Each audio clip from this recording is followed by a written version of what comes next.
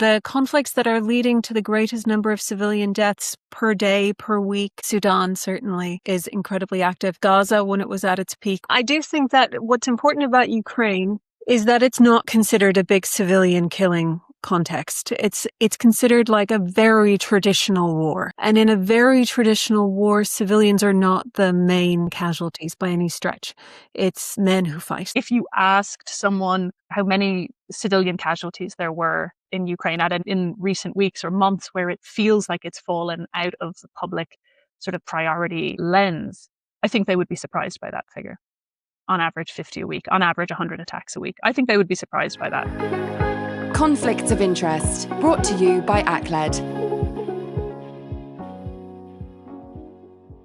Hello and welcome to this week's episode of Conflicts of Interest. I'm Caitriona Dowd. And I'm Clionadh Raleigh. Hello, everybody. It's been quite a weekend for global conflict. And I wanted to go over some of the highlights and the lowlights of that before we turn to Ukraine, which is what we'll be speaking about mainly today. Of course, everybody is anticipating, is I think the best word, the conflict in Iran. And Donald Trump is thinking out loud about when that will occur.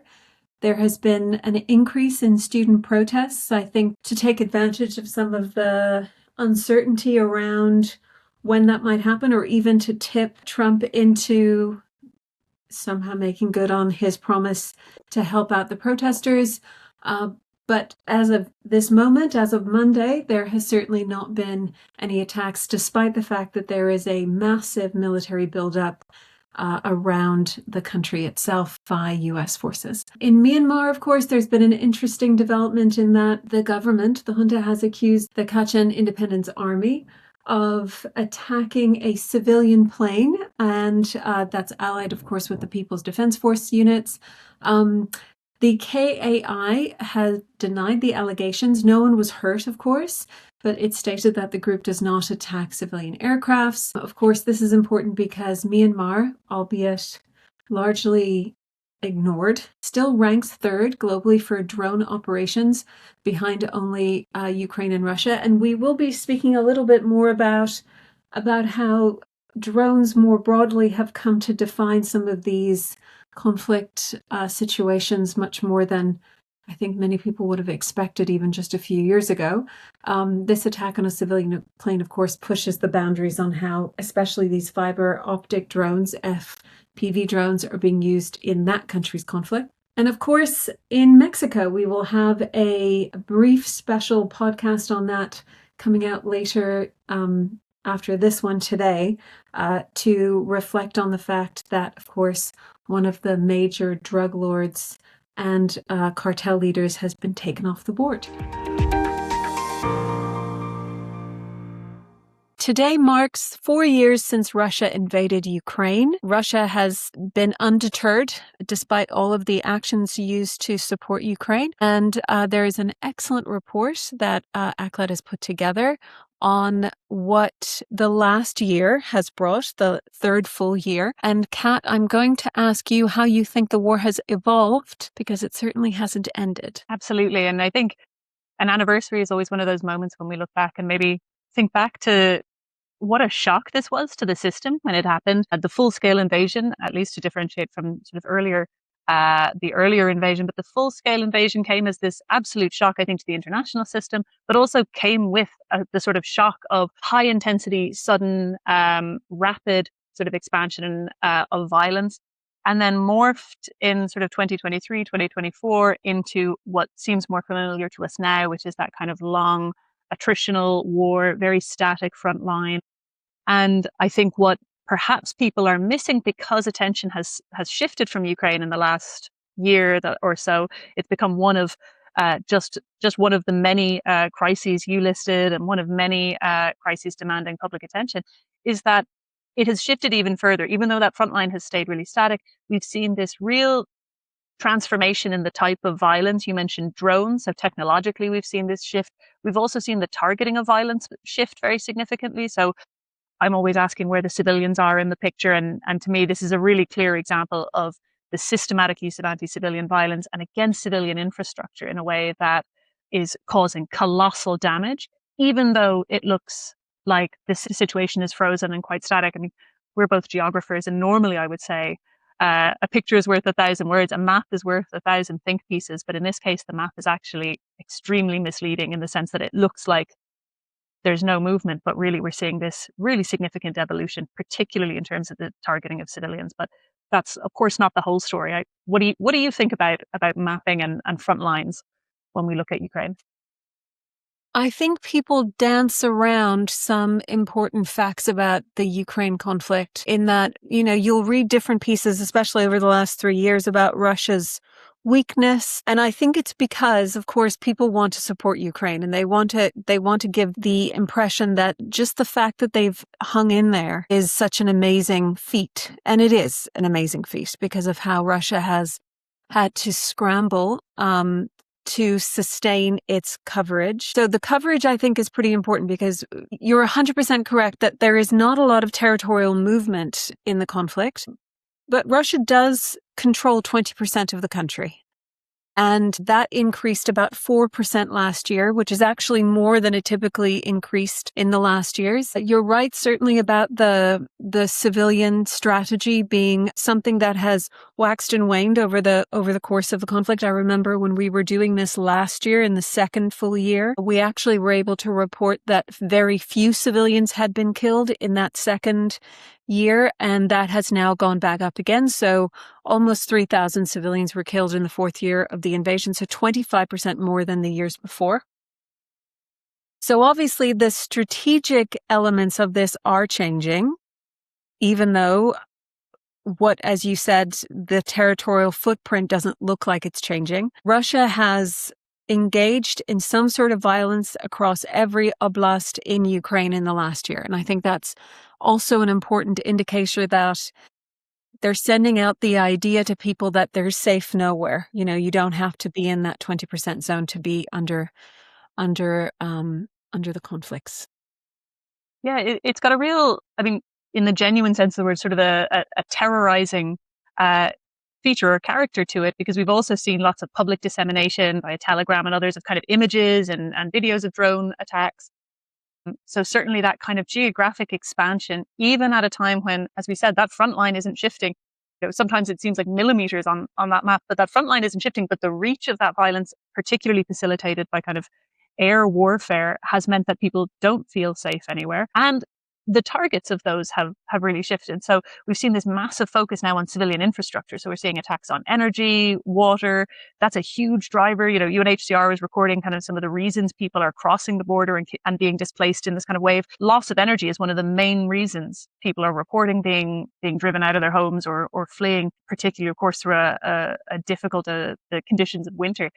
And that's really about the systematic targeting of civilian infrastructure and civilians, and kind of this idea, I suppose, that in a conflict where there haven't been a lot of political developments in terms of the ceasefires, or sort of have seemed kind of tactical and pretty modest. They're not sort of big transformative breakthroughs in terms of shifting the elite politics of this. It feels like now the intention is just to break down civilian will, that to target civilians, to make sure they feel safe nowhere, to use violence against civilians in a communicative way, to say, look what we can do. And to spread that sort of fear is really now becoming a really key component of this. And it contrasts, of course, with these absolutely massive numbers we're seeing in terms of Russian forces casualties. So it's really a war of two sides. There was an estimate, or estimates range from somewhere between 300 and 450,000 in Russian casualties. I think it's CSIS saying this is the largest loss a major power has had since World War II, that's how significant that is. And on the other hand, we have that force then systematically and pervasively targeting civilians and civilian infrastructure, just trying to destroy effectively civilian life and civilian will, I think. Yeah, I suppose just on the note on the casualties, like it's extremely difficult, and there's been all sorts of totals. I remember, especially in the first year of the war, there was an American total, there was a Russian total, and then there was a Ukrainian total, and they bore no relationship to each other. And I think that's still the case. Of course, Russia has been able to bring in huge numbers of mercenaries.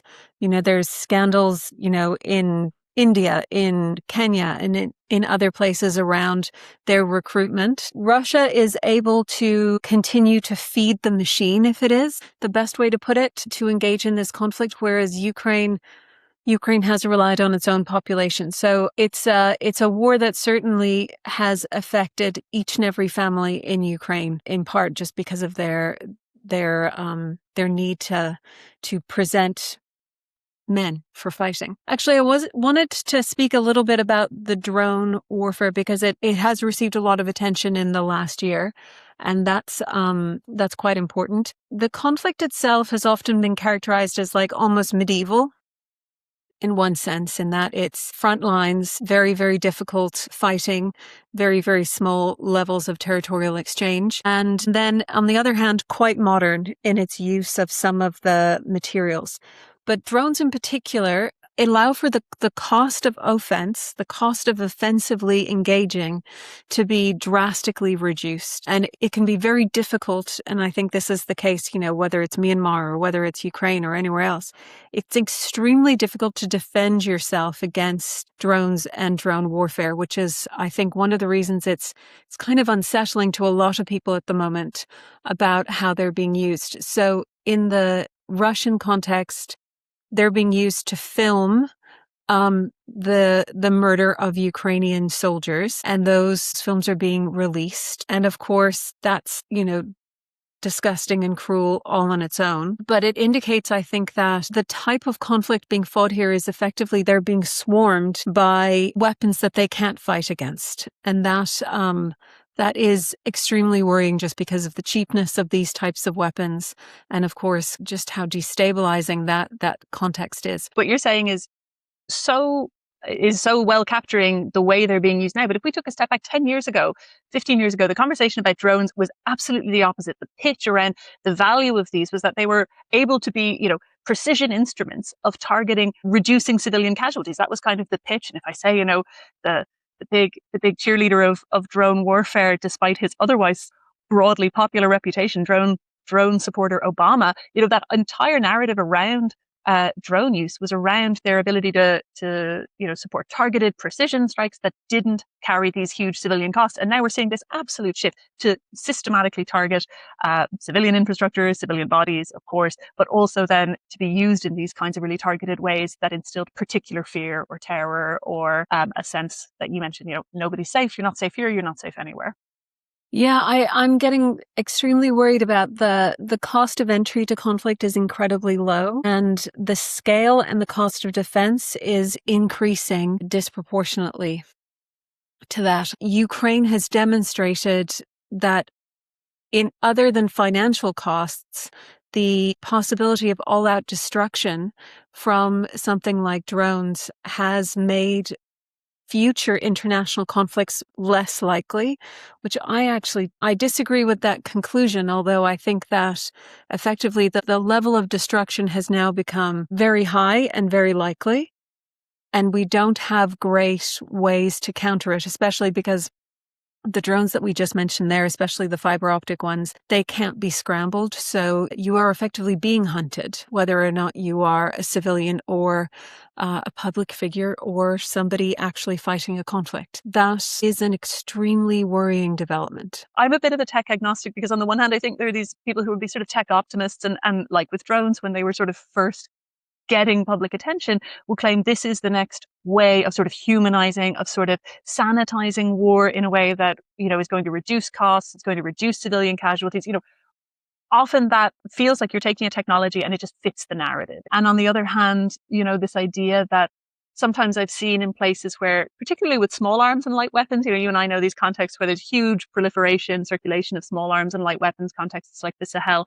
And sometimes this very technocratic focus on let's just get rid of the weapons takes all of the attention and oxygen out of the room in terms of like, why are there conditions of insecurity there in the first place? Like, it doesn't address kind of any of the wider context in which weapons circulate. So I always feel like a lot of the technology conversation veer between these two extremes, where it can be either overly technocratic and sort of devoid of the politics, and on the other hand, overly optimistic. Ultimately, I think people will use technology to achieve maximum harm as it allows them. I'm very skeptical that we'll ever see, we're seeing these kind of shifts that reduce harm because of some sort of technical innovation, or that the threat of total annihilation, like world destruction, would ever be enough to stop a war.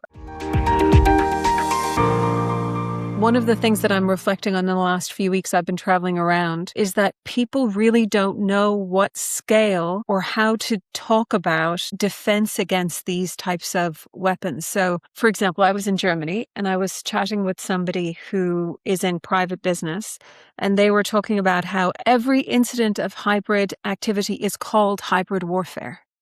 Every one. So it's already elevated into like this is an attack of some form, but we don't know who's making the attack, and we don't know how to respond to it because we're not entirely sure if it was intentional or if it was just some child with a drone playing what he or she may think of as a video game. And so all of a sudden we've kind of started to think about these activities solely in terms of offense and defense, right? Rather than anything else. And just the last few weeks, I've been incredibly uncomfortable about the cost of entry to conflict.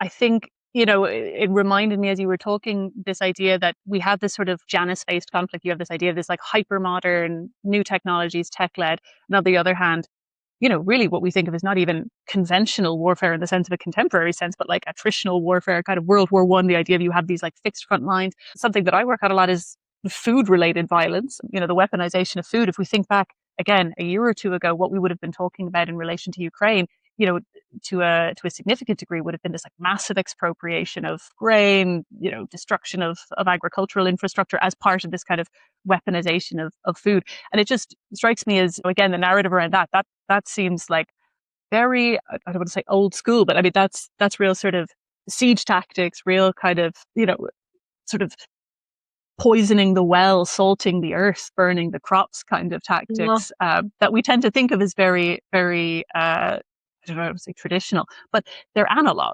they're physical, and physically extractive and physically destructive.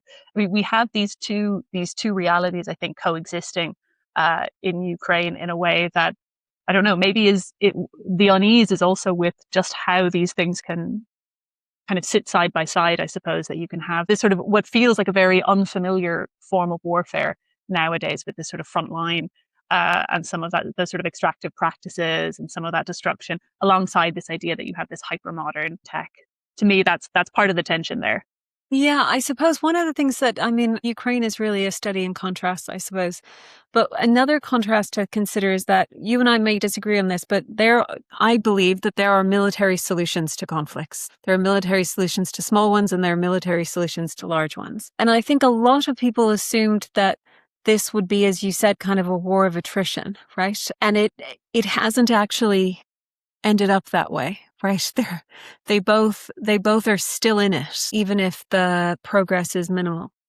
But one of the things I do think that people should kind of reflect on, I suppose, is that Zelensky, I think even just today, has tried to kind of ramp up the rhetoric around it, saying that Putin has started World War III. And I think that he's in a super difficult position because he's trying to make Ukraine globally important consistently, and the attention span of most people just isn't there. So he has to constantly kind of be upping the rhetoric.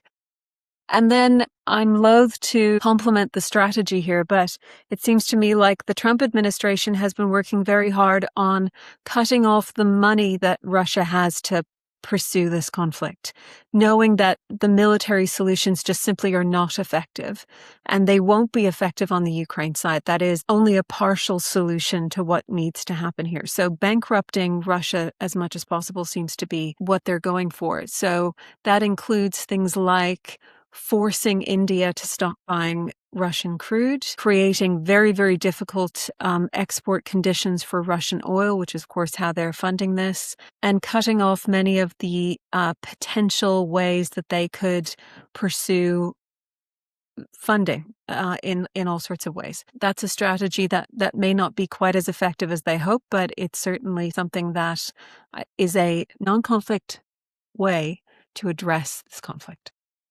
Almost like a non-military solution to a military conflict.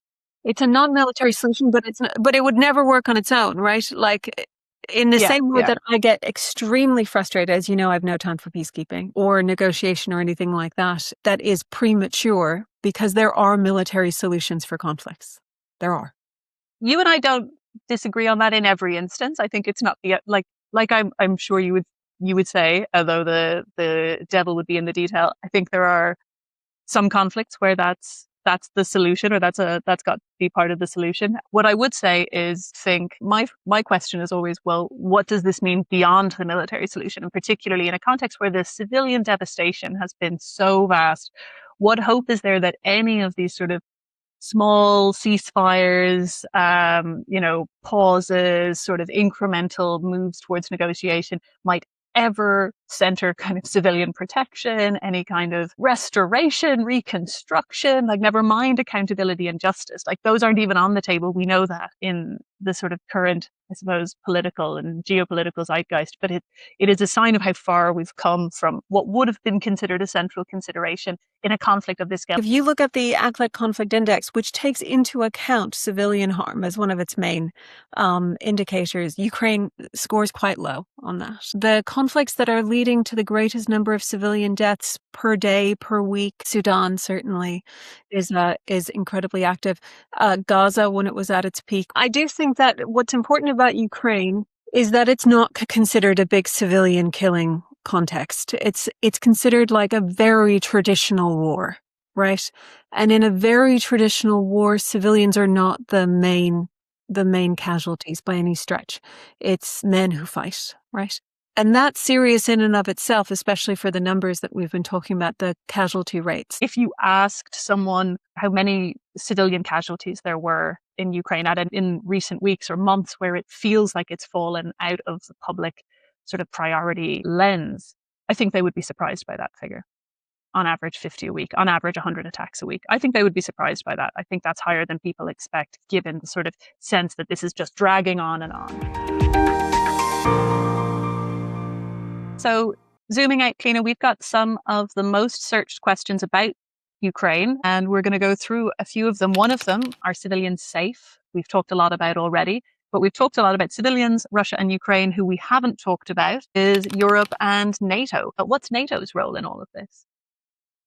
Well, of course, one of the reasons that people believe Putin attacked Ukraine, and I say Putin here because it does seem to be an entirely personal objective, is that Ukraine was interested in joining NATO, which would leave Putin encircled by powers that were designed to encircle Russia. But NATO and by extension the European Union, this conflict has really exposed how underprepared they are to undertake some sort of defense of their own areas. And in particular, there's no European fighting force.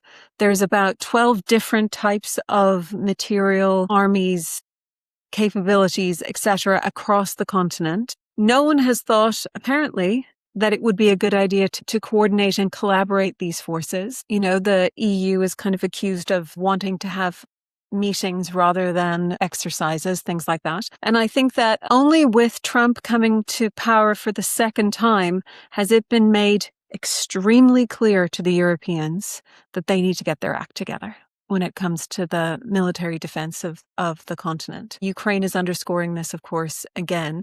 And in many ways, Ukraine is taking the blows as Europe gets its act together. So, questions for you is, do you think that there are additional reasons as to why Russia attacked Ukraine? I think certainly there's a strategic one. We can't, I think, quantify or measure, but it does strike me, along with the sort of personalized way you've described it, you've described it as sort of a personalist mission, that beyond strategic, there's a sort of a vainglorious, like legacy, sort of, I don't know, hungry hegemon kind of ambition there.